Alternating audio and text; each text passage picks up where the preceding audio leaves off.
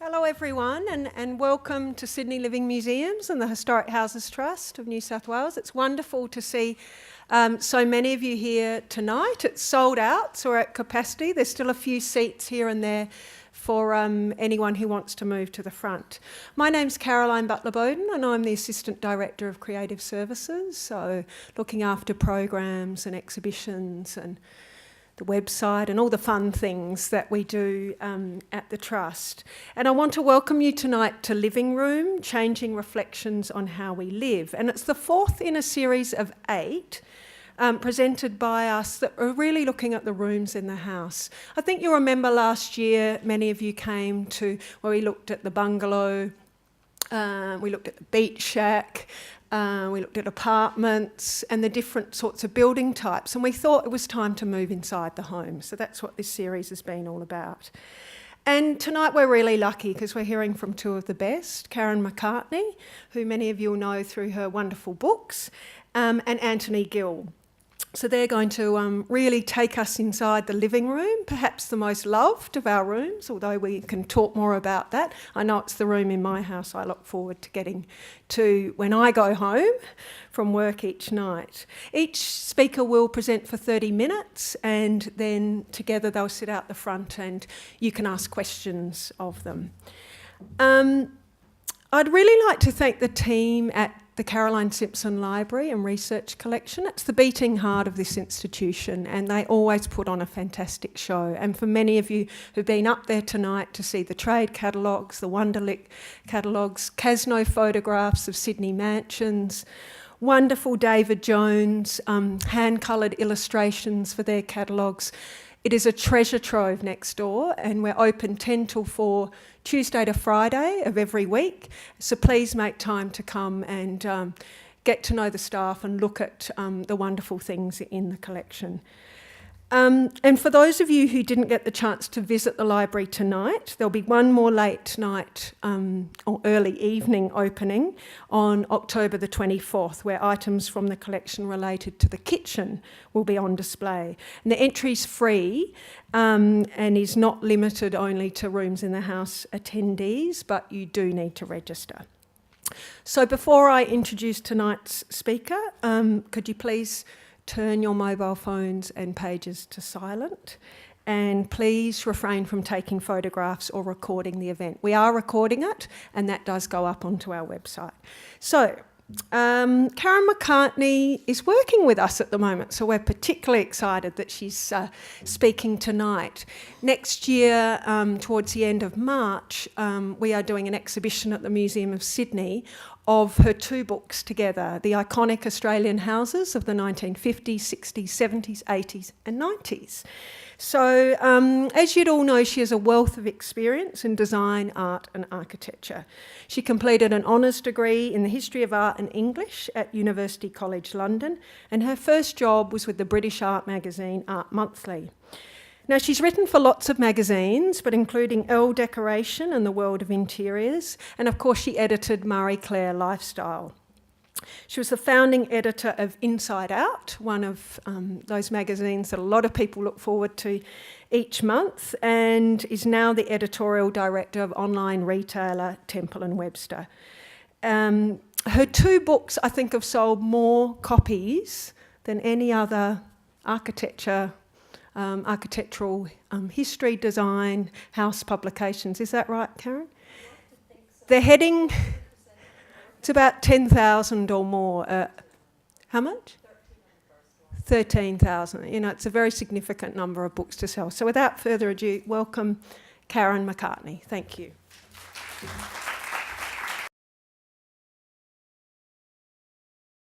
Hi everyone. I have just flown in from London today, so if I nod off or start repeating myself, please feel free to heckle. Anthony and I feel very lucky to have the living room because, you know, while bathrooms might have expanded to become wellness centres and the kitchens now have capabilities of commercial cooking, it's the living room that has undergone the most change in terms of denoting what domesticity is and how we live and interact with each other. But I did a little bit of research, and you know, that's why I've got these words up here. You know, the living room has gone under so many changes and has had so many incarnations over the years. You know, it was the parlour, which was the rather prim front room, a drawing room, which you had if you had quite a lot of money. The TV room was always regarded in the 60s, you know, that's where you hung out. And so this whole idea of how we live now is very much informed by looking back to really the 50s moving forwards, but sort of to understand how radical those changes were, I think we needed to look a little bit at what went before. Now, I tried to think about some kind of personal experience about, you know, getting that sense of what these houses were like, and I started by channeling my great Auntie Dee. There she is on the right. She's the more affluent one because she's in a mink shawl. And I remember going to her house, which was one of these quite small houses in Belfast. And it was very typical of the era. I mean, I was going in the late 60s, early 70s, but she was very much of that post-war generation in terms of her aesthetic and her values and so forth. And I remember it as a house that was, despite all its knickknacks, was slightly loveless and slightly grim. No light. The kitchen, the functional rooms were at the back of the house, and there was just one door that gave you access to, you know, the back garden for what it was. And there was a shed where Uncle Harry was allowed to go and smoke his pipe. But the thing I remember most is the feeling in that front room or parlour, whatever you chose to call it, because it was full of the good things, and you only went there on special occasions. And, you know, it had the china cat sitting on either side of the fireplace, and you know, the cake stand. But it had this terribly restrictive feeling that you were going to break something, like you were in a little dusty museum. And it's so different to the way we don't keep things for good in that way, in case, you know, the vicar or the bank manager pops round, you know, you have this room. And what is really interesting, though, when space was at a premium in that era, they still kept this room. It was still very important to people to have this room all set up. Kind of, it was their key to respectability, that you were setting out how you wanted to live.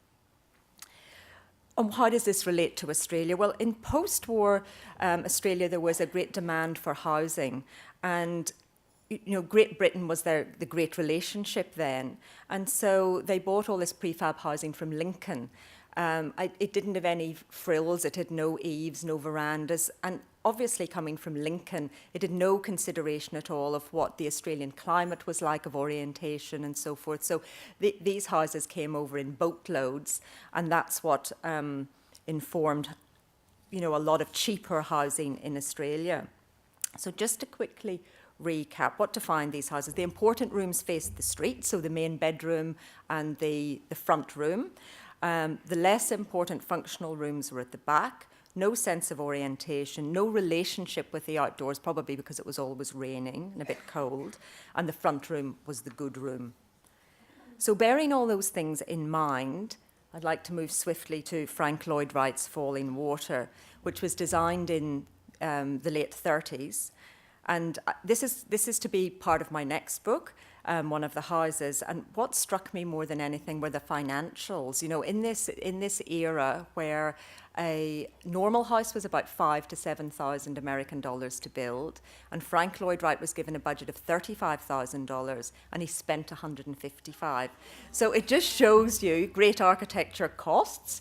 But I think even the very rich Kaufmans were a bit perplexed by some of his bills. But what is so interesting about this is it's the pendulum swing to the opposite architectural side from Auntie Dee's house. You know, you look at this radical approach to living, this great open plan space, connected to nature, not only visually, but through the sound of the waterfall that would come through the windows, and even echoing the surface and the water and the treatment of the flagstones in the way they're polished with Johnson's wax to give them a little bit of a sheen. And it really was an exercise in kind of sophisticated rough luxe, we call it these days, because it was these people, you know, experiencing the country in a very sophisticated way. But this had a huge impact. I mean, all of Frank Lloyd Wright's work did on Australian architects, particularly, you know, Bruce Rickard, Russell Jack, and Peter Muller.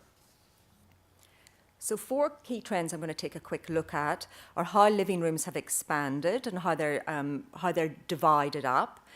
This link to outside, which I'll come back to and again because it's so key. Multiple use, you know, a bedroom by night, a living room by day, and orientation for sun and shade. So first of all, a very famous house that everyone will know, the Rose Seidler house, and this is the first one in the first book because it's such a significant piece of Australian history. And what's interesting here is the way the space is divided. So you can see that it's not actually closed off, but this great sort of chimney breast, which is in sandstone and it has a real organic feel, really contrasts with the rest of the house, which is quite sort of spare. And again, this sense that it's not full of Auntie Edie's knickknacks. You know, it has very little stuff. And, you know, the great story about him not wanting his mother to bring her Viennese tea set in because it didn't go with the aesthetic.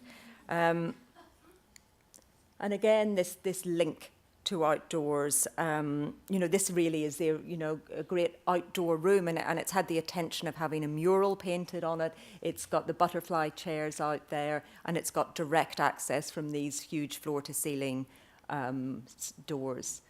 And if you look at the right, you can just see, sorry, the left, you can just see this curtain that was used to divide the spaces as well. So there was a study area there that could be pulled across. So there were options of how you could segregate space, but in a much looser, more fluid way. This house is in Melbourne. It's the Grounds house, Roy Grounds, and he had a great penchant for geometry. And this house is an exercise in just that. It's basically a circle set within a square, and the circle forms the courtyard and the square, the perimeter walls, and in between that is the living space. So this whole idea of a floor plan, you know, with a front door and a hallway has been, you know, sort of blown out of the water by spaces like this that are circular. There are some dividing walls for a little bit of privacy, but basically it's incredibly open. I mean, Robin Boyd called Melbourne in the 50s the cradle of modernity. And when you see things like this and how forward-thinking the architects were, you can see that that was true. And this is this outside looking in. There are 32 of these windows, some of which are doors, and that you would just be constantly, you'd be able to see. The visibility was incredible.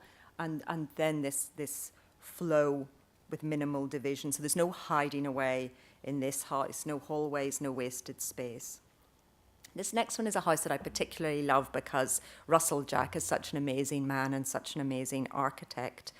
And he gave me this great quote when I was writing the book that just really emphasizes all the things I've talked about to date. He said, the prevailing style was for little brick boxes with the important rooms, the living room and main room, at the front, irrespective of aspect or privacy.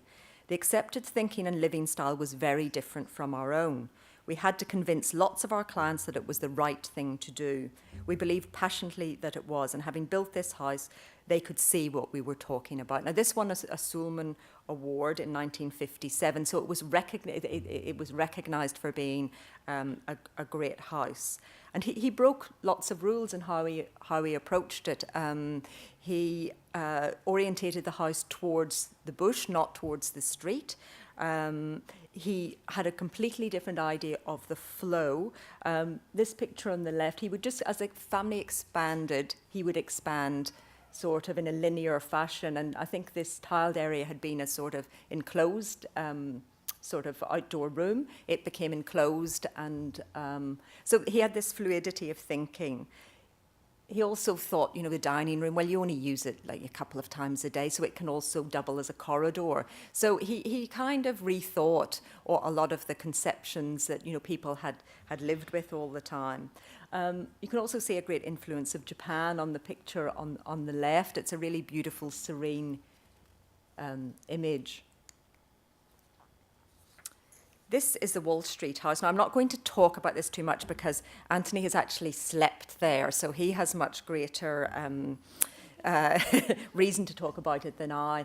But I just wanted to show how, again, you're almost straight into the house. There's actually the bathroom is tucked behind that wall, and you go straight out onto a balcony. So this extension into outdoor space. Downstairs is a courtyard, and at the back of the courtyard then are the kids' quarters. So I think after one particularly difficult summer holiday, he decided that the kids could live at the back of the courtyard, not in the same space as them. So we'll hear more about that from Anthony. But Peter McIntyre told me a story of how when they were all out on the balcony at a party, I think Boyd didn't like too much structural engineering, too much interference, and so the balcony was looking very precarious and they had to all be shooed inside. Materiality, it sounds a little bit dull, but actually it has informed a lot of how these spaces are and how architects have used materials to create a very different feeling. And so we've got the exuberance of Neville Grusman, the humanity of Bruce Rickard, who I'll talk about a bit, the handcrafted world of Hugh Buick, and the spare solutions of Ian Collins. So first off is the Rosenberg Hills House. Now this was designed in 1966 by Neville Grusman. It was designed for a naturist, which was quite unusual. It's a very open pavilion for a naturist. But in the, it's a cul-de-sac, and the approach to the house, Grusman designed little hillocks so that it was more discreetly kind of tucked away. But it has this amazing kind of cantilevered concrete glass timber. It's incredibly daring and modern. And when you see the inside, and you see this amazing fireplace and stair kind of combined, that becomes the great kind of central tour de force of the interior space. And at the back, you can see now it's a cabinet, but originally there was a stainless steel one-wall kitchen there. So it really was a very open living space that also had, you know, kitchen and dining included. And although it's quite hard to imagine, when it was first done, Marion Hall Best was the interior decorator, so it had pony skin covered sofas, and it had red shag piles, so it had a very different feeling from this kind of quite neutral palette. So, and also has this incredible connection to outdoors. It has a concrete platform that runs at the back of those sofas facing north. So we have plenty of sunbathing space. Now I want to talk a little bit about the Marshall House, because this is where my family and I have lived since 2000. And we bought the house from the Marshalls, who were the commissioning client, so it had really not been messed about at all. It had no additions or renovations or so forth. And when I went to the open day to sort of have a look, people were going, oh, we'll just knock that wall through and we'll get rid of these bricks and we'll just, you know, paint them white. And so it was a bit scary that day to hear what would happen. And so we ended up, we couldn't go to auction, we didn't have enough money, and then it ended up coming back to us. So we always felt it was meant to be ours in some way as sort of caretakers. And you can see the real influence of Frank Lloyd Wright here in the way the materials are used. There is no front door, it's just a wall of doors.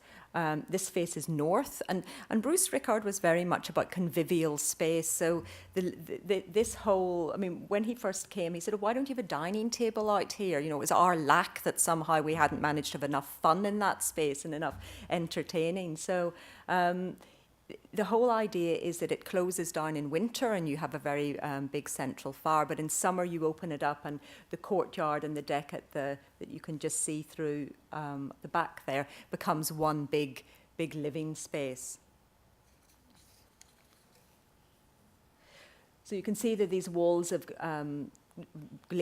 glazing that you just open up, so you can, depending on breezes or how you need to use the house, or you know, you can really get that nice flow. So he really worked on blurring those lines between inside and out in a very significant way. And the picture on the left, that's the sort of core with the fire on one side, and at the back there's the kitchen, which is a very simple galley kitchen, but he wanted mess to be kept out of people's view. So that was his strategy there, just to keep it a little bit hidden.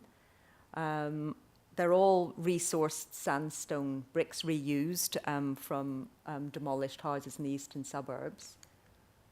And so much was built in. I mean, when you look at a lot of the Frank Lloyd Wright houses, he did take so many cues. These shelves with the built-in lights that are linen covered. You can just see the little square light in the ceiling there. So he had it very much planned that being one space, you didn't need to have it all lit at the one time. You could just have a couple of lights on and illuminate one area. So you could create pools of light and areas of coziness within this one space. And it's very interesting living in it as a family because, we have a son who's nearly 18 who wants to play PlayStation. And then we've got a daughter who's 11 who wants to dance about. And then we have us who want to watch some TV programs. So you don't have a media room. You don't have, you do have to learn to live as a family and negotiate and collaborate, and people have to take turns. And so it's very different from where everybody, there's a lot of desirability around everybody in the family having a different space to do whatever is their interest. And I think there is something about that communal living that actually teaches different things. Now, I've got a quote here. I didn't dare to read it because I thought I might be a bit emotional. But this is what I wrote for Sam Rickard, Bruce's son, when he was ill. And it's just my response to the house. You see, I can barely get it out and I'm not reading it. So have a read of that, but that's a very genuine response. And you can see I spend a lot of time lying down, according to this.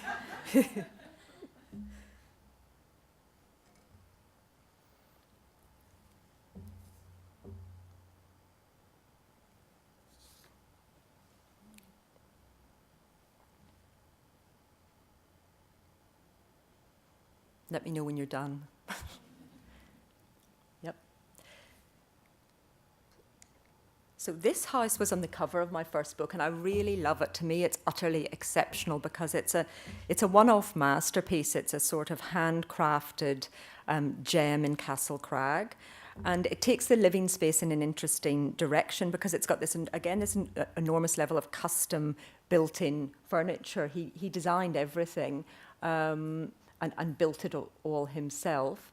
And what is quite interesting is the way different functions are denoted by different levels. So you move up and away from the view to the dining table, and it's a glass dining table designed to slot exactly in the cavity in the wall. Every timber on the ceiling has been hand steamed, and even it's actually a rug hanging on the back wall, which is, again, he's designed and created. And the kitchen it's a little kitchen that sits behind that bank of cupboards. So it's taking one big space, but by breaking it up with levels and using different materials in different ways, but again, quite a simple palette of, the leather, the slate, the timber, but creating this amazing ceiling. And what's interesting, there is a great view out to the water, but he hasn't created outdoor space. So it's very much about an interior experience, this house. It has been called the most beautiful house in Australia, and I do have to agree with that. This couldn't be more different. This is where are we? Have I gone too far? Yeah, the Collins house. I just thought it was such a different aesthetic that it was quite interesting to see. We photographed this on the day before it was going up for sale. So originally it had black felt on all the walls. So the upper living area was black felt with the very, dynamic Italian furniture. And then downstairs the bedroom area was white. So this would have been a very striking, it's still striking white, but in a way this was handcrafted too, in that Ian Collins got a fiberglass manufacturer to make up panels, and he would then put them on the roof of his car, bring them back to the site and kind of hook them on. The house was built by kind of hooking on these series of panels. So again, it's that inventiveness manifesting itself in a different way. One is handcrafted like Buick, and then this is looks very kind of streamlined and modern. So these were just a few questions that came up when I was looking at this. Does a living room have to have a sofa? We've got a couple of examples where it doesn't. And does it have to be inside, because we do live in Australia? This is a holiday house by Ian Mackay, and it's a most beautifully jigsawed together timber construction. And that leads directly onto the deck, but there is no actual seating area, but it is still their living space. And maybe in a holiday house you can get away with that more. But it'll be interesting later to talk about whether we do need to have a sofa. I feel I do, actually. And this is a really wonderful house, the Palm House by Richard Leplastrier. And its whole thing is that it opens up to the sky, this retracting roof, that when he first saw the site in these sort of old palms, he said, well, you already have your roof. It is the canopy of these palms. So it was a response to the site to create this very open space that just has canvas. So those things that you can see along the top, that's a canvas wall that comes down. And then when the weather is good, you open, it retracts to create that very, very open space. But again, there's a dining table and there's a sort of day bed, but it's not really your traditional, what we would traditionally think of as a living room. But again, it shows the opportunities there are that, you know, climate affords, that we can have these kind of buildings in our country. The very famous Glenmark at Kempsey House, when we went to interview him then, this is very much almost like a winter living space with the fire and cosy, but he said that most of the time was spent on that screened-in veranda because it just got the breezes, it got the sun, it was actually the most beautiful place to be. And I think that's the thing as an architect, is finding out where people will be drawn to and where they will want to be, and people just naturally gravitate towards that space, and maybe that's what a living room is. This was another house, a much earlier house in the 60s, McGlashan Everest Architects. And again, they had this living room, but this long breezeway, which was also used as a bit of a living space. And they were very keen. You know, Melbourne can get quite cold. And I was asking, well, do you mind that you move from these spaces and you get quite cold on the transition? And that was part of it, to experience something different as you move through the house, so it's not all consistently centrally heated. You're aware of the climate, you're aware of change. Now, there are a couple of things on the impact of structures themselves, because, you know, we tend to have very lightweight structures in Australia, but then we have quite mass, heavy, dense ones as well. And these are a few that I've recorded in my book that I just thought were worth taking a look at for those reasons.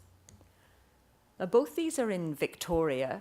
This one here is the Gottlieb House by Woodmarsh that they did in the late 80s. And it's just the most sort of tremendously impactful house. It's concrete. It's like when they were building it, the neighbours thought it was a squash court that was being built. So you can imagine what it looked like from the outside, sort of untreated concrete. And you go into this great atrium, and then this is their sort of living space. But in fact, really, they use it as a glorified hallway, and they use it for parties and so forth. But when you move through to the space at the back, that's where the kitchen, the dining, and more casual living is. So this is a kind of experience of a room, a showpiece of a room. So living can actually be two things. In a way, this is going back to, you know, having your magnificent parlour and then, you know, your living space at the back. And the other one is the Hildebrand House, which is a holiday house, which has quite a formal feel, I think, for a holiday house. But the people who commissioned it absolutely love it. And there the decoration comes from the form and the structure and the colour and the light, and then just those very simple furnishings. And interestingly, while both face outdoors, they don't have a particularly strong relationship with outdoors. Yes, you can access it in both instances, but it's not that continuing of materials or pulling of the outdoors in the way that some of the other houses we've seen have. This is the Reeves House by Suchbury and Harper. And it is an amazing, because it's just one roof that spans, you know, the living, the kitchen, the bedroom, the bathroom. And it's this great twisted roof that allows it to get as much northerly light, and then has platforms for living off to the north as well.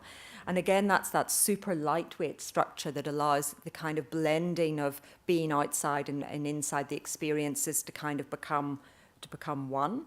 And the Anderson O'Gorman House, which is in Stradbroke Island, where, you know, the climate obviously suits a much more open structure. This is a sand courtyard that they have, and they have quite a big dining room, sand courtyard, and then a tiny little enclosed living room that really is just a winter. It's almost like a bolt hole rather than a living room. So again, how you think about space and living is very fluid depending on, you know, where you are and what you need. And because this was done by the architects themselves for themselves, not for a client, they could have free rein to do whatever, exactly what suited them. In fact, some of the passageways they're maybe 800 wide, they're 600, they're very narrow. And you think this wouldn't suit everybody because you feel quite enclosed. So it's that thing of when you're building for yourself, you do exactly what you want. This house, actually, I should have shown a picture of that. It's also got a belvedere, which is this incredible narrow structure out facing the water. And where most architects tend to do something broad facing the water, the narrowness of this and the enclosed nature of it, again, just twist how we normally think about things. Finally, the Donovan Hill House in Brisbane. And I love this house, and for many reasons. The architect, Tim Hill, said it was a dud site. You know, it doesn't have the magnificence of the views we have in Sydney or something very wonderful about it in terms of landscape or topography. So he felt it was a dud site, and how did he approach something that really had not very much to offer? So he took up this idea. We're back to facing the street, but we're actually engaging with the street in a very different way than where we started this discussion. And because when it was being built, people thought it was maybe a shop, or they thought it was going to be a cafe because it had that openness. And this great timber sliding screen, he says he ended up living here as a tenant. You know, when you want privacy, you pull that across, but when you're ready to engage with the world, you kind of, you know, open it up, and if you're in work mode, then you feel quite differently. So again, changing your level of engagement and levels of privacy according to your mood and how you feel and what you're actually doing. Tim Hill hates what he's come to refer to as the kaidalai, the kitchen, dining, living, which has become incredibly prevalent. And he loves the floor plan of a Queenslander because he sees it as flexible use. So he feels it's indulgent to have something just for one use or as a home for a certain number of people. And he tries to draw out in his clients how they live and how they think they might live. And what if one of them was made redundant and had to work from home? Or what if an elderly mother had to move in? You know, how we actually live now and how we might be living in 5 to 10 years can be quite different. And he tries to kind of build in that flexibility of how life can be into his thinking. So he feels this house could be, you know, maybe a doctor's practice, or it could be a cafe, or it could, you know, be whatever because of the way it's laid out. He's also a great believer in, he has a utility room, so he hates lots of storage cupboards, and things either they're useful and they go into the utility room, or they're beautiful and they're on display. He's very strict about that. And this is just another view of the house, again showing how that relationship of indoors and out can work really, really seamlessly. And, you know, it's only got these dividing doors, but he does interesting things of little strips of kind of pebbles so that you're conscious that you're moving from one space to the other. You've got to pay attention in a Tim Hill house. So it creates this, you know, sensation and awareness of how you're stepping and where you are and the way he manages light and so forth.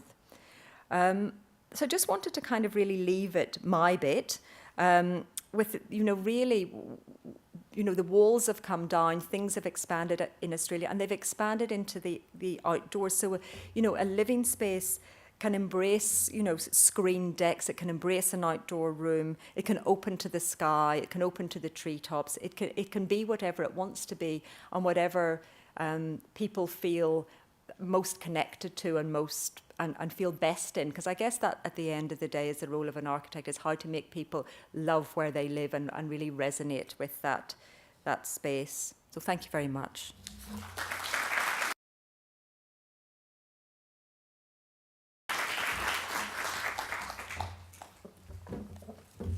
Thanks very much, Karen. From Aunt Edie's house to Rose Seidler house to the very own Marshall house, for really sharing some of the living rooms, I think, of our dreams. Many of us don't live in homes like that, but also raising interesting, some of those interesting questions about, does a living room need a sofa to be a living room, and the fluidity of spaces today, and introducing us to a few new terms too, which we look forward to talking more about later. So now straight on to Anthony Gill. He's the director of Anthony Gill Architects, and he's led the practice to complete a number of award-winning residential and hospitality projects, and they've been widely published. His recent projects include the Paddington House, the Potts Point Apartment, Berta Restaurant and Bar, 121 BC Cantina, and Enoteca. Is it Encoteca or Enoteca? Yeah, Enoteca. The current projects include new restaurants in Chippendale, Redfern and Darlinghurst, a new house in Bellevue Hill, and a multi-residential development in Marrickville. He's given lots of his talks in Sydney and at the Robin Boyd House in Melbourne, and particularly at Tusculum in Sydney. He's currently teaching at the University of New South Wales. He graduated from the University of Sydney in 2001 and was a juror this year on the Royal Australian Institute of Architects Awards. Welcome, Anthony.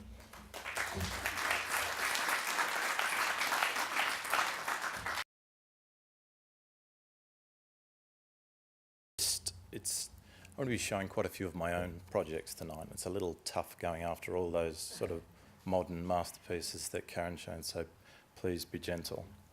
All right, my name's Anthony Gill, and I run a small architectural practice in Surrey Hills with my wife, Sarah McSpadden, and a few staff. We tend to design houses and restaurants in the inner city suburbs of Sydney, although the scale of our work is steadily increasing. Tonight I'm going to attempt to explore the contemporary living room. A bit closer. Okay. Through our practice, we are called on to work at many different scales for people with very different ideas about living. To me, the living room should be everything you require it to be in order to live well. It can be a kitchen, a sitting room, an outdoor room, a study, even a bedroom or a bathroom. It can be a combination of all these things. The living room is what it needs to be for a particular person, couple or family. As Karen has shown, in the contemporary home, the formal rooms have all but disappeared, and the lounge, dining, kitchen, garden all form part of this new living room. However, in my experience, there are spaces within these great rooms where the concentration of activity is the greatest. It is these living spaces, not necessarily defined by walls or a specific use, that are at the heart of the home. The living rooms we have created for our clients have varied considerably, reflecting the hopes and ideals of those we are designing for, as well as our own developing ideas. I will discuss a few of these quite different projects here tonight, but we'll spend most time on our smallest project, and definitely the most important when considering this topic. Designed for our own family, the Potts Point apartment is arguably our most significant. We reorganised the 38 square metre, one-bedroom apartment to suit a different kind of living. Instigating discussions about density and challenging notions about what people actually need to live well, this project has resonated with a much wider audience. The Sydney Morning Herald ran an article one weekend where it treated us like some circus attraction, asking readers to come and see the crazy family who had squeezed into a 38 square metre apartment. Friends still send us links to obscure blogs where readers debate the merits of our design, focusing mainly on its impact on our sex life. Social shifts experienced across the world are reflected in this design, as people opt to live close to city centres, reworking small houses and apartments to suit their lifestyle. In these designs, the living room is everything. This project also reveals how we as a family like to live. Surrounded by our things, the architecture provides an order to all the stuff of life, the things, some precious and some not, that we want to have around us, and in my humble opinion, provide a rich backdrop to life. Interestingly, and crucial to the stable establishment of our architectural practice, our first real job was at the other end of this scale, both in terms of scope and execution. Located in Paddington, this job was not the tight redesign of a poky little terrace. It was instead the amalgamation of two huge terraces, combining them to create a single family home. The house, as you can imagine, was a dream job for us. Two beautiful, if neglected, old terraces with north-facing backyards, a healthy budget and scope, and it meant the project had enormous potential.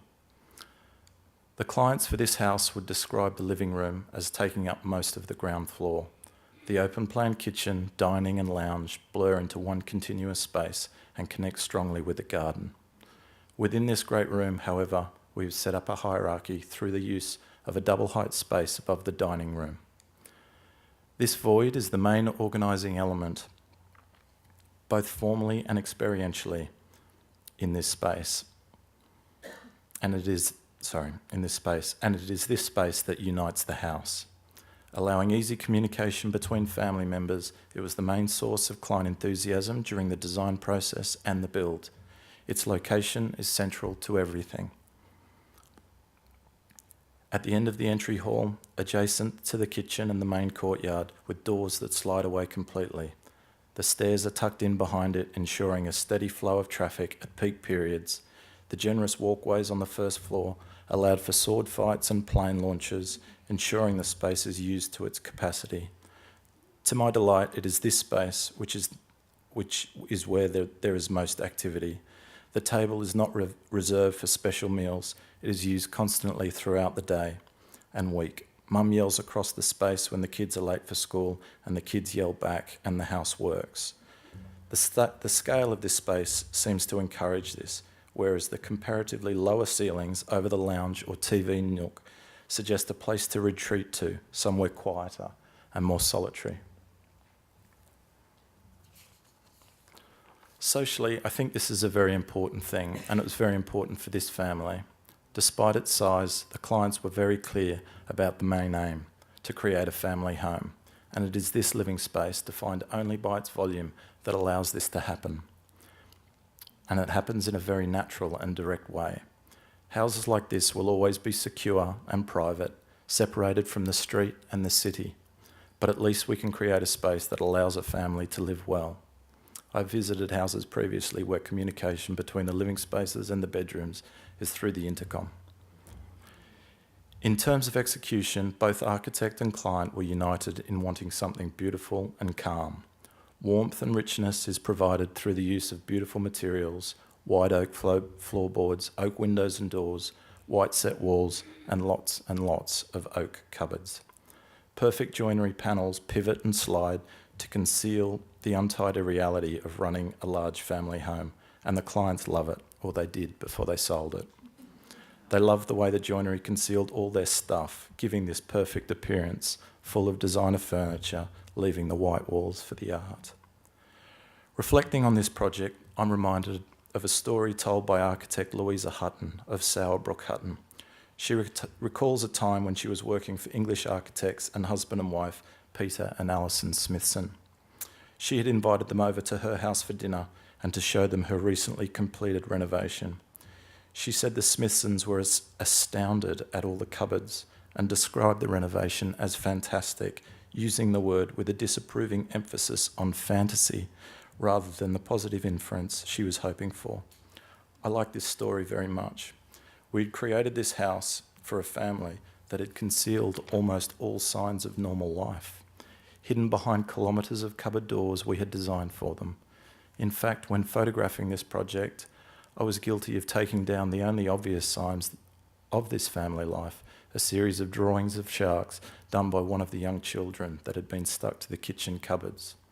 The Smithsons believed that atmosphere should be created by the inhabitants, not the architects, and in terms of the way that I want to live, this idea sits well with me.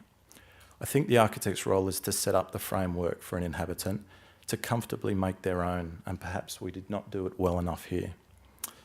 Please don't get me wrong, I'm very proud of this project, and the organisation of the space works very well, concentrating the living through connections and overlapping uses. We learned a great deal about the power of space and the role it can play in influencing behaviour.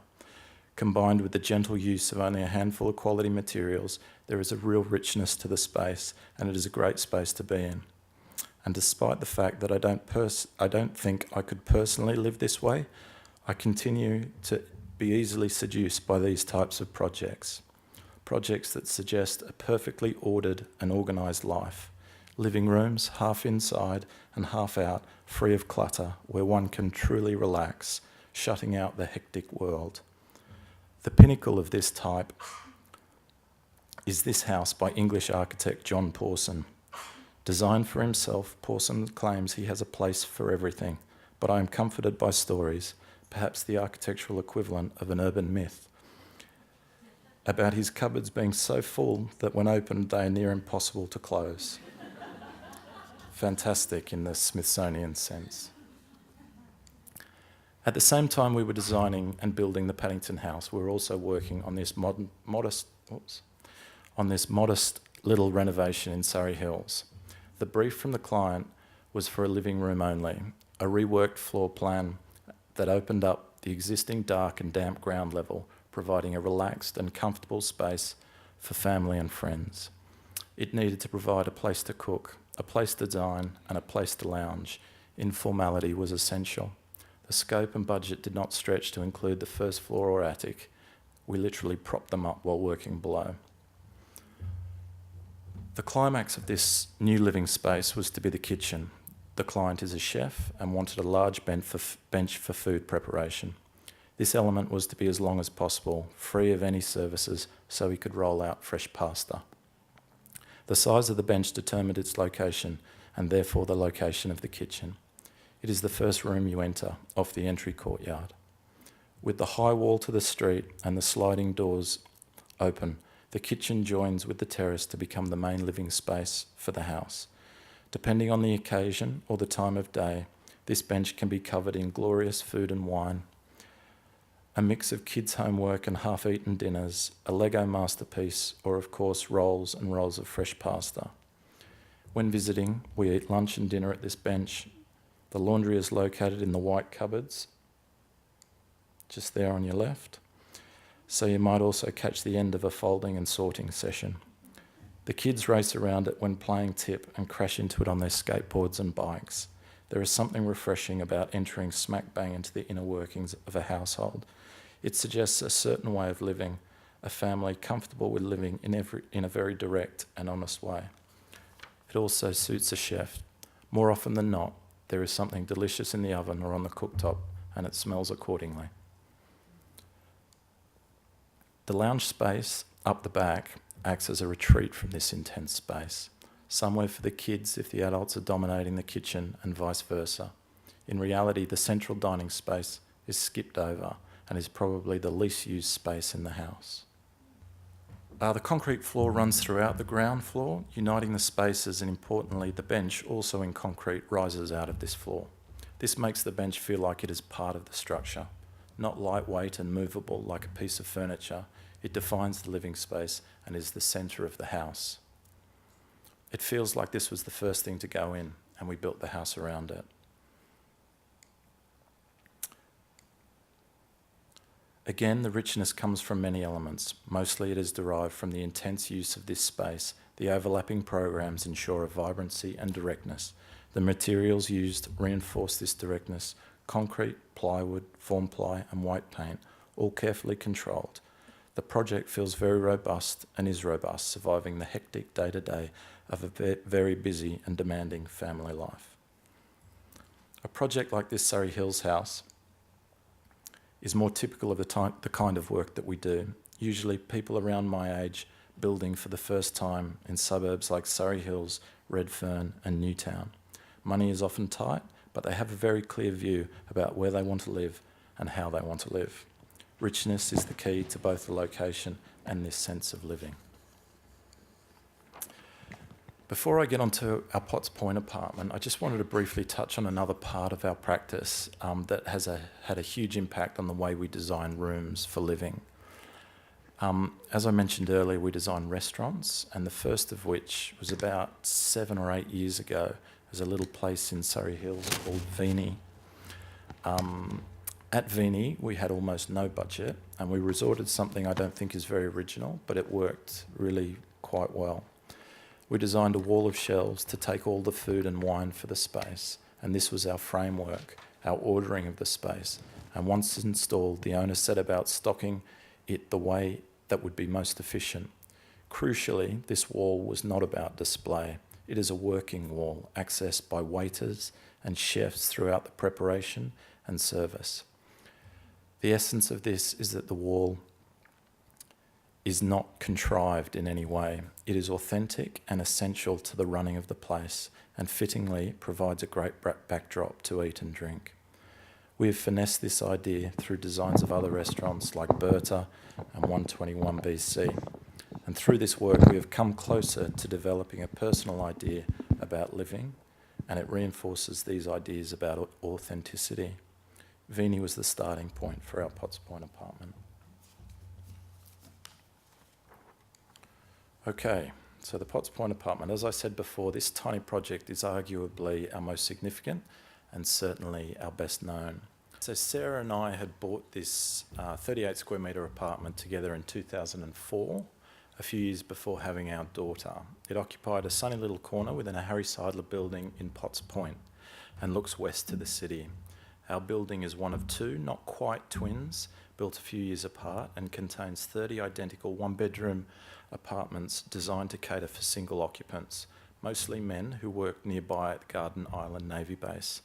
And although not necessarily still dominated by this demographic, when we moved in, only a few other couples lived in the building. The apartment, unfortunately, was not in original condition. Most of the kitchen had been updated, including new black and white vinyl floor tiles.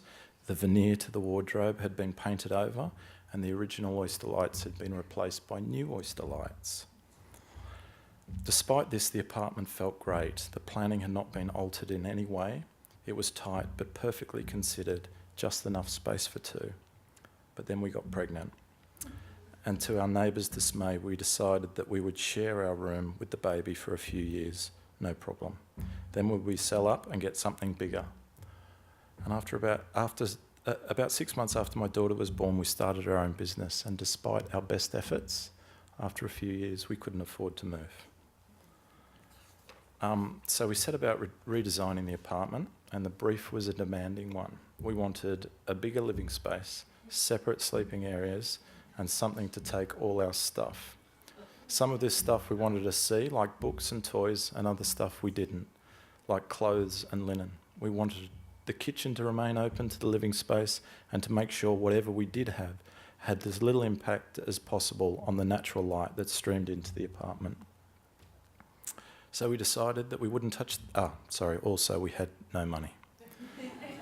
So we decided that we wouldn't touch the bathroom, and the kitchen would have to remain in roughly the same spot. And this is what we came up with. So the top one is the original apartment. That is the front door. And there used to be this little piece of joinery here that was a coat cupboard on one side and a wardrobe on the other. And you came down to a living space here, and the open kitchen, the bathroom, and they had these funny two double doors that opened, and this was the bedroom. So what we did was we didn't touch any of these walls, which were the masonry walls, and we just pulled out all the joinery. So the kitchen and this wardrobe, there were no columns in there, so we were able to just pull it all out, and we inserted this long piece of joinery in here. So the top plan shows you the original layout, and the bottom is our design. We plan to pull out all the joinery in the apartment and not touch the masonry walls that surrounded the bathroom. Then we would insert this long piece of joinery that was supposed to take all our stuff for living. The shelves slide past the bathroom wall, concealing it, thickening at each end to form a kitchen bench and a wardrobe. This wardrobe block would have the open shelves running over the top, letting light from the north window through. A narrow opening through to my daughter's bedroom, and the bathroom is created here. Another narrow opening will provide access to the kitchen, as the joinery stops just short of running full length. The open shelves to the kitchen take pots and pans, plates and glasses, filtering the view in from the living space. The bookshelves run past the bathroom wall just enough to permit a little pantry, and the space on the other side of this new wall was just enough for a functioning kitchen and a tight little bedroom for a toddler. Crucially, it was just enough space when combined with the depth of the wardrobe to conceal a double bed, which we planned to slide in underneath. Full of our things, the apartment comes to life. Initially, it feels like the long, narrow living space is clearly defined by this joinery item, but as you move through it, and with a combination of narrow passages and open shelves, this definition becomes more blurred. The living room is really the whole apartment, except for the bathroom, with the only door, apart from the entry door, separating the two. The nature of this room blurs further as you slide the bed in and out. That's my daughter's bedroom. There she is. And then the little kitchen down there. So that's it, just in that bottom corner down there.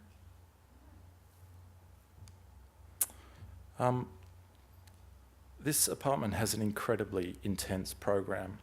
Wardrobes with books and natural light above and a sliding bed below, a child's bedroom with a private view of the harbour bridge and a parent's bed below, an open play area by day and a parent's bedroom by night, storage for books and toys and music and life, more storage for pots and pans, plates and glasses, and a filter to the often not pristine kitchen, a dining table, an office, an arts and crafts centre, a lounge, a wrestling ring, and a theatre.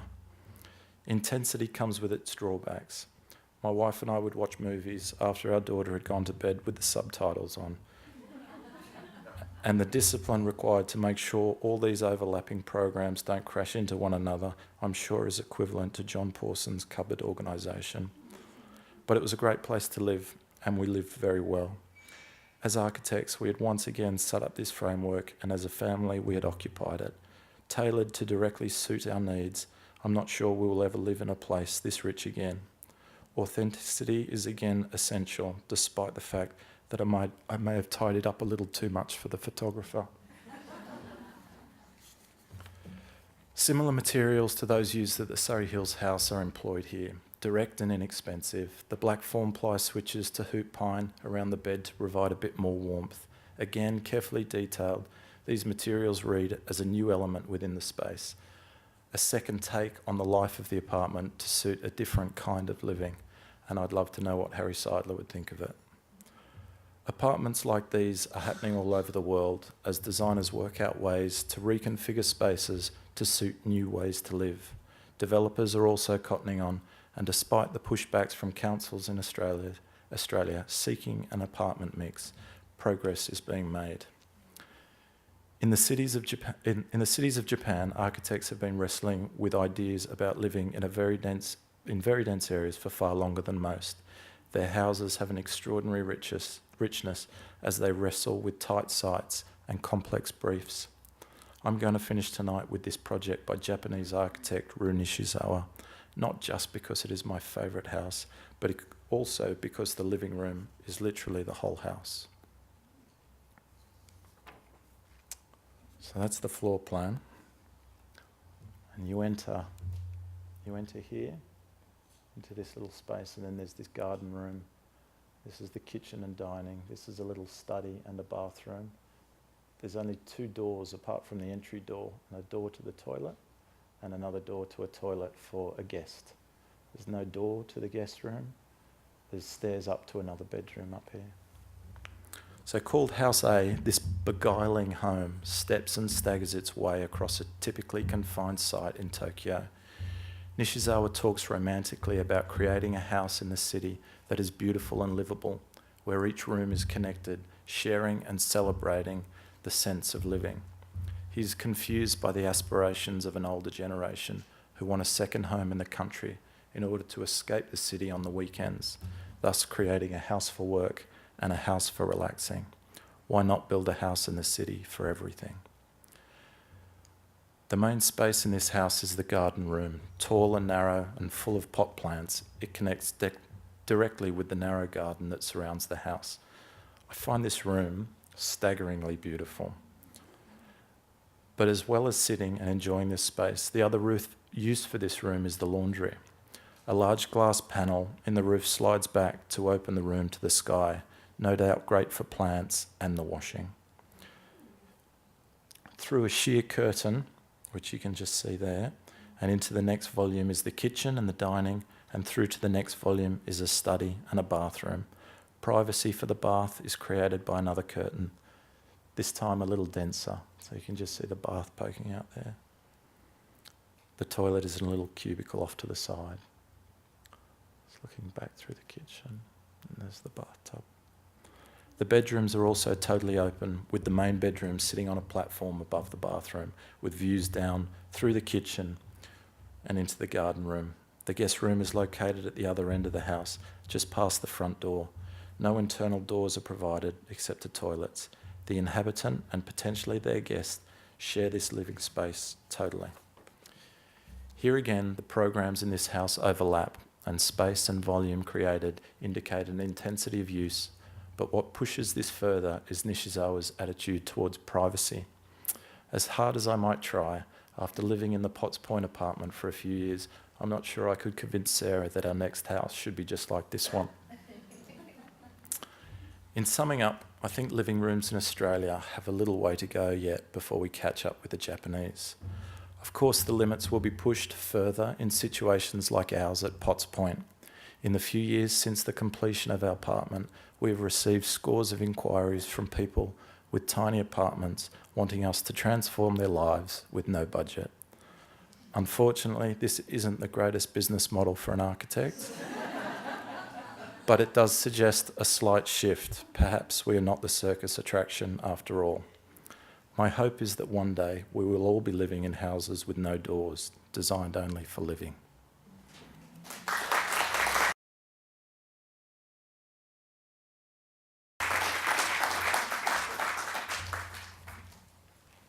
Thank you so much, Anthony, for your patience at the technical breakdown there. Karen, do you want to join us?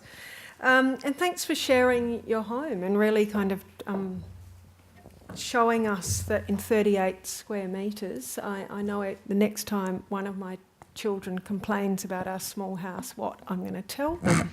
Story about Anthony Gill, who came to speak to us this week. So over to the audience. Have you got questions for Karen or Anthony or comments? Yeah? Just wait for the mic. I have to say that I am very over the kitchen island construction of open plan living, because I have such a house, it looks lovely, but you can't move. You can't put anything there because it looks messy. And having people sit on the other side with, wonderful view into your kitchen sink, I don't see the point in that, quite frankly. And I'd like to see some solution to this dilemma. Solutions? We kind of embrace that. We quite like personally, the way we live. We kind of embrace that clutter and that, and it's not easy, and there's a lot of work to do, but that's just the way we live. And like in the Paddington house, the clients thought very differently about that, and they still have an island, but they have a little butler's sink around the corner where all the dirty dishes go and things like that. So they've sort of got the work kitchen out the back, which no one sees, and then the presentation kitchen out the front. But it seems a little over the top to me. I mean, I've seen the same thing in a really lovely house, Fear and Hay House in New Zealand, where they had, exactly as you say, they had a wall, and behind that was the kind of very functional bit, and then they still had a cooktop, I think, but that was all on the front section. I mean, Bruce Rickard, yes, as I was saying earlier, he hid his behind a wall. So I think there are semi-solutions to have it sort of. I mean, even in your own house, it's sort of hidden a bit behind the filtered through the bookcase. So, but the trouble is, you're in this house, and it looks like that, so you're going to have to move. Very small, and it's totally open plan. Downstairs, totally open plan. Yes. It's huge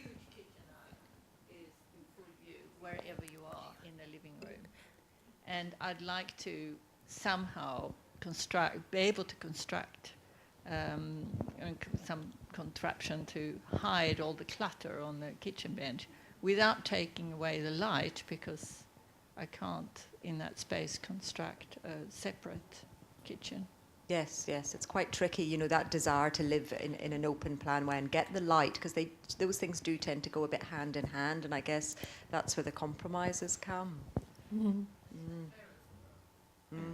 Exactly.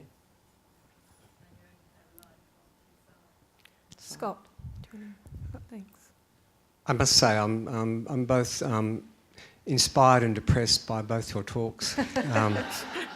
To see what has been created and what can be created, and then to read in the paper today Elizabeth Farrelly's column on the fat houses of Australia and the sadness of the divorce of the Packers, and Mrs. Packer's comment that the house felt like living in a hotel, shopping centre. Sorry. And the fact that a person with so much money and who bought a house of renown, the Guildford Bell House, and who had a good architect to extend it, ends up creating a house where sadness prevails, and they had to have a room that they retreated to, which was their wellness room or their well-being room. I think what you've shown highlights the problem. And I would be interested in your thoughts on how it can be taken away from the clients who have the inspiration to do something well, and those who probably have the money and have got no taste and don't do it well, and then all of us in between who want to do it and yet can't afford to do it. I mean, I think you touched on it a bit about how you get personality into a home, and that's why I find Tim Hill quite interesting in this subject, because he said often conversions of a warehouse space or whatever have some kind of inherent qualities and personality that you can draw on. And when he was designing that D house, he did sort of high and low things. So he had maybe very expensive big doors, and yet he would have something else that was quite cheap. So everything wasn't consistent in its level of spend. So there was luxury and there was economy in equal measure. And I think a lot of it is to do with size. You know, a lot of the houses that I showed are actually quite small houses by today's standards, not by your standards, but by today's standards. And actually, it's more the approach to the space. And I think also there's a huge pull for people to do things that are a show home. And I think in doing that, you know, they're well off, they're spending a lot of money, they're getting all the designer furniture, but it all comes in quite quickly, and it doesn't have time to develop and to have any personality or richness or character.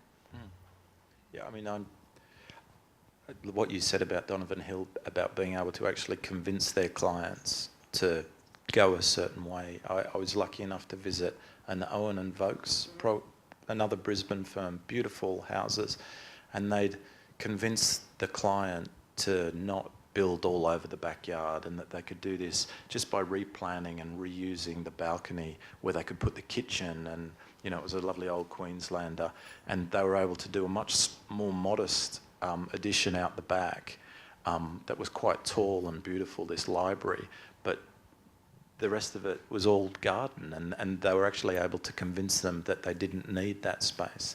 No, I'm not able to do that yet. Like if someone, I tend to get bullied, and I tend to, and maybe I hope I'll get there where you could just sort of say no. But I actually think it's a strange Sydney thing as well. I can't imagine even Owen and Vokes being able to convince some Sydney folk to tone it down.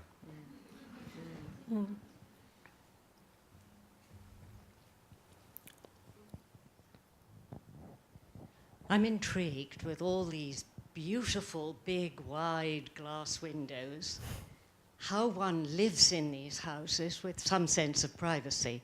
That lovely Japanese one that you had, do tell me that there were hidden blinds that come down. Yeah, because it was actually, the bedroom was actually overlooked by I sort of didn't touch on his ideas about privacy because that's a whole nother sort of topic. He has a very I wouldn't say they're strange, but they're very radical ideas about connections with cities and connections with neighbours, and how all these houses are, you know, built to, and in Sydney they are. It's all about privacy and it's about security, and you couldn't even get that D house. You know, so few people would agree to that. To opening up onto the street. I mean, we've now got a new project, Sarah and I, a house in Bondi, and our living room is at the north corner of the site, and we're right on a corner, and people sort of look into our living room. We've been there a week. We have no blinds, and you know, you see people just wandering past your window, and I want to push it. I want to connect with the city and things like that, but I'm having a hard time convincing anyone. No problem. I have a question, not on anything that you've actually talked about tonight, but I have read that you can build, maybe with mud, walls on the inside of a house in a cold climate and arch the sun so that it will come in and hit the walls, and that will warm the rooms. Is this a story, or does it actually happen?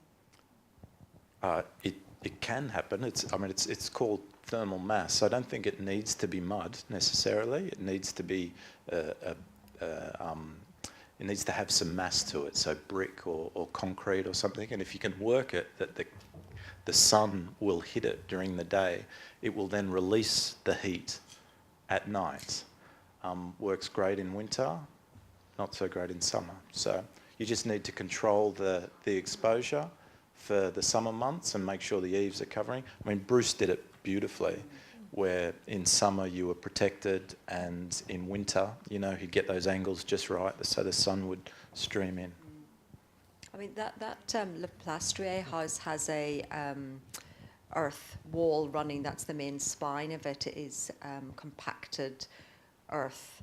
And I don't think it has any thermal qualities because, you know, the rest of it is open with canvas and so forth. But, you know, people do build with it or use it as part of a structure, not the entire thing. Actually, it was that sandstone fire. Oh, the Seidler one, yes. In there was similar to the drawing in this particular Okay. magazine. And it made me wonder whether that had been particularly, because we're considering Yes. Interesting. I've got two questions. One's very short. First for Anthony. That beautiful terrace house you combined in Paddington, that obviously the family was so happy in, is it kind of upsetting when they leave? Yes, yeah, it's a little bit because I don't get to go and visit anymore. So it's and you've sort of, you know, it's a 3-year process, and it's incredibly emotional, teaming up with a family to build a house for them. And to sort of, I think they were there maybe 3 years, and you know, so it is sad, and it's also sad that the new owner's got an interior decorator into. So you won't be visiting again, Anthony? No, look, he's a very good decorator. Yeah. It's a difficult thing to see, and it might just be rugs and furniture and things, but you never know. It's a lot of, like, for a first house, so much effort, so many sleepless nights, stressing about every detail. We were very inexperienced in terms of architects and relying on trades, and we worked out of that little apartment, and you know, I was on site every day, and it was a real, I mean, it was an amazing experience, but feels like a long time ago now. Okay, I just have one more question. I'm particularly interested in living rooms and living with children. I'd be interested to hear how you both see that has changed and is changing, how we share spaces with children. Well, that's what I sort of touched on a little bit earlier. My children are now 17 and 11, and I like the fact that we're all in one space, even though it doesn't suit us all of the time. because you do have to negotiate and compromise and so forth. And they have learnt to, to do that. The rooms in our house, the bedrooms aren't very big. They're sort of cabins that kind of face onto a deck, so they have a connection with nature and outside, but they're not huge. So we do all live in the living room. So I don't know, beyond the fact I like they're not, stuck in a media room where they can do what they like all day, that you can keep an eye on them. And we have a 7-year-old and a 1-year-old, so negotiating with them's not so easy. They tend to just run the place until about 7 p.m. and then we breathe a little easier.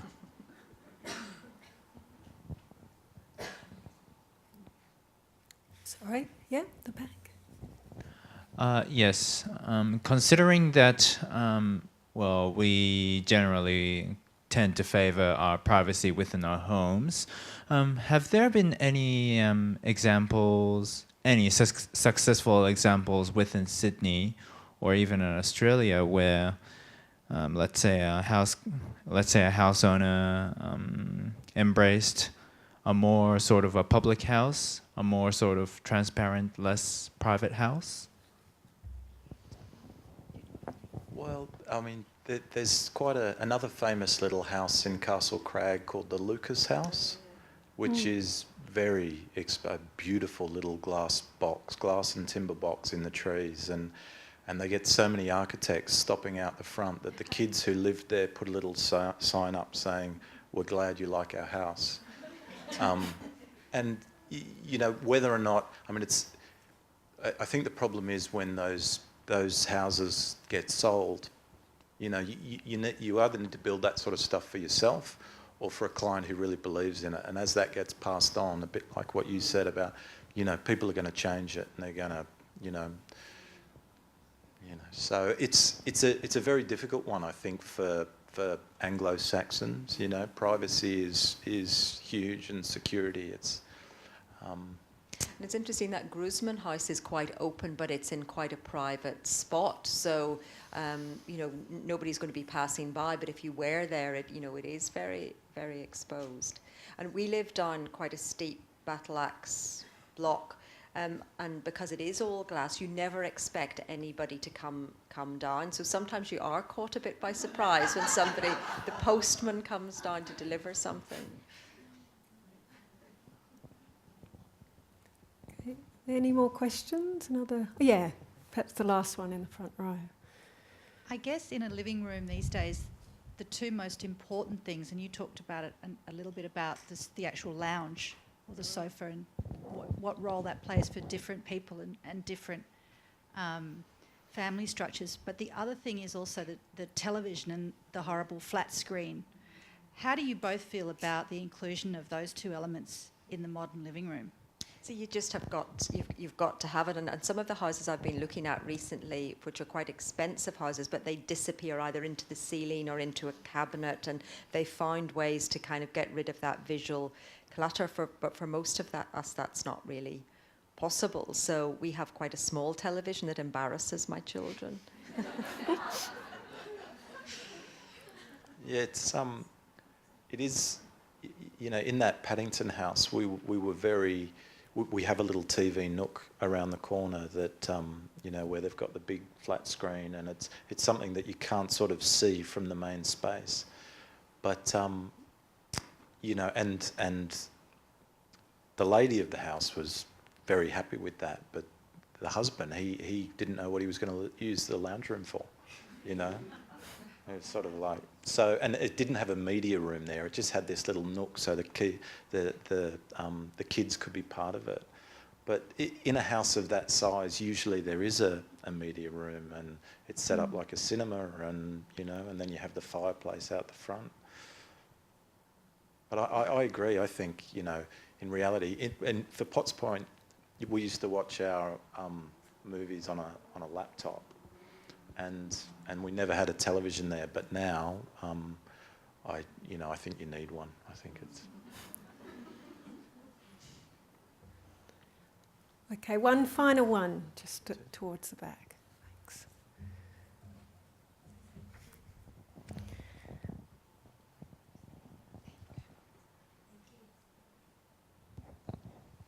Anthony, are you still living in that house? No. No, the arrival of another baby, that was it. I wondered what your contingency plan was going to be for sleepovers. It was interesting to go through the process of moving out and trying to find someone to move in there. And real estate agents, you know, sort of the guy who sold us the apartment just said, do me a favour, mate, and just put it back the way you found it. I was trying to convince them it was a 2-bedroom apartment, you know. And Okay, well, thank you so much, Karen McCartney and Anthony Gill, for both talking about architecture but also your own personal lives and how you live in living rooms. I think that brought an extra thing, so thank you very much.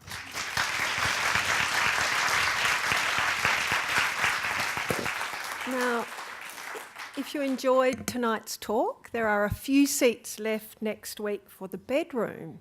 Joanna Nicholas, our own fantastic curator Joanna Nicholas, will be talking about the bedroom, as will Koichi Takada, so it will be a fantastic night where we look at the most private space in our homes.